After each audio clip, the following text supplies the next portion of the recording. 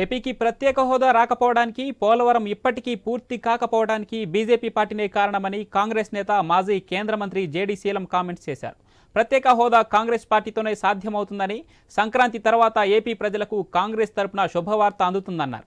Visakhapatnam steel ప్లాంట్ని ఆపుకునేందుకు శాయశక్తులా Congress party ప్రయత్నిస్తుందని Congress నేత JD శీలం తెలిపారు.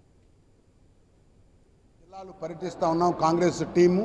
దానికి ఈ పర్యటన ఏమిటి అంటే, కేంద్రంలో బీజేపీ మరి రాష్ట్రంలో బీజేపీకి విధేయతగా ఉండి ఆంధ్ర ప్రజలకు బీజేపీ చేసినటువంటి అన్యాయాన్ని ఎదిరించలేకపోతున్నటువంటి ఈ రాజకీయ పరిస్థితిని ఒకసారి అవలోకించుకొని వారి విధానాలకి వ్యతిరేకంగా ఒక కార్యాచరణ చేపట్టడానికి భావస్వరూపి ఉన్నటువంటి political party CPI, CPIM, CPML, మరి ఆమ్ ఆద్మీ పార్టీ కావచ్చు, ఇంకా భారత్ బచావో, అదేవిధంగా